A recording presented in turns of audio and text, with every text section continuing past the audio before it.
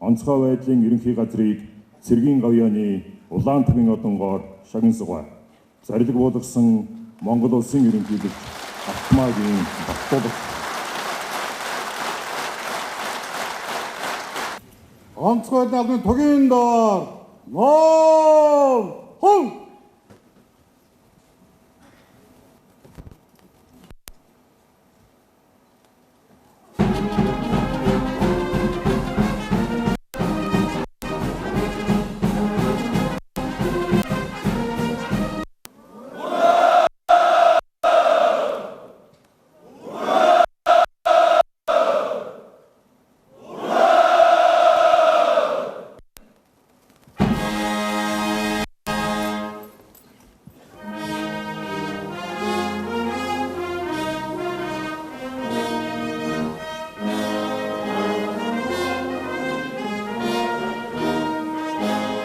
Зарим дарга занта хүүгийн ийг олд уншиж танилцуулна. Монгол улсын ерөнхийлөгчийн илгээлт онцгой байдлын байгууллагын 15 жилийн он хүндэтгэлийн хуралд оролцогчдод эрхэм генерал офицер ахлагчид болон хүндэт ахмадууд та бүхэнд эх орон ард иргэдийн амар амгалан аюулгүй байдлын төлөө зүтгэж ирсэн галт төмөртэй тэмцэх байгууллага, иргэний хамгаалалтын байгууллага, улсын нөөцийн байгууллагууд гамшигаас хамгаалах нэгдсэн тогтолцоонд шилжиж онцгой байдлын байгууллага үүсгэн байгуулагдсны 15 жилийн ойн баярын мэндийг дэвшүүлье.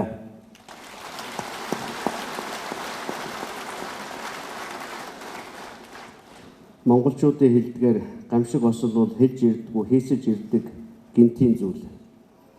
Онцгой байдлынхан маань гамшигаас хамгаалах байнгын бэлэн байдалд байж тухтаа унтаж амрах, хооллож унтлахыг умартан ажилтдаг онцгой үүрэгтэй хүмүүс үлээ.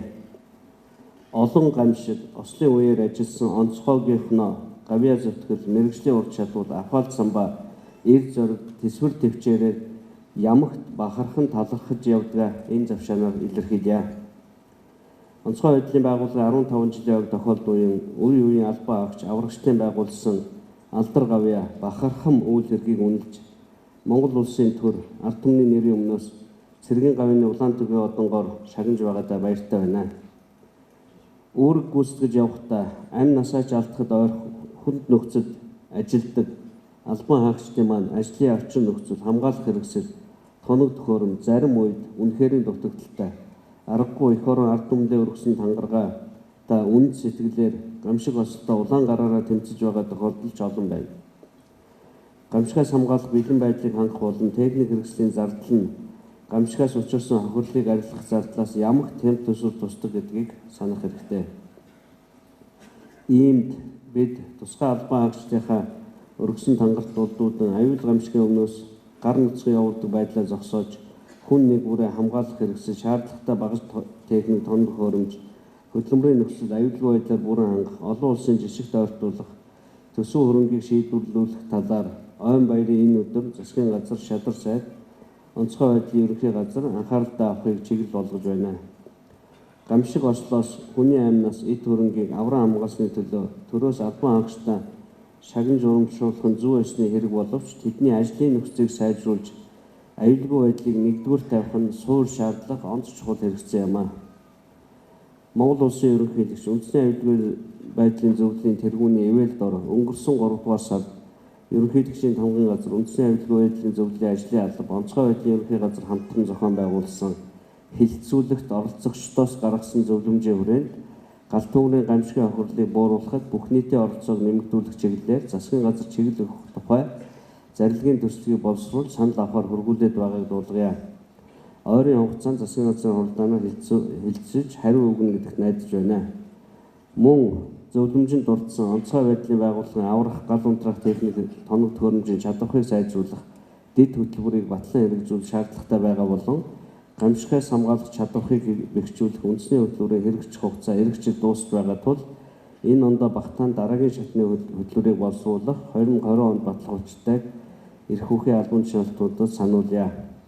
Болзошгүй альва гамшигаас өвчсөн сэргийлэх, учрах хохирлыг бууруулахад үндэсний аюулгүй байдлыг хангах тусгайсан чиглэлтэй байгууллагуудын үүрэг оролцоо тэдгээрийн хамтын ажиллагаа онцгой чухлаа.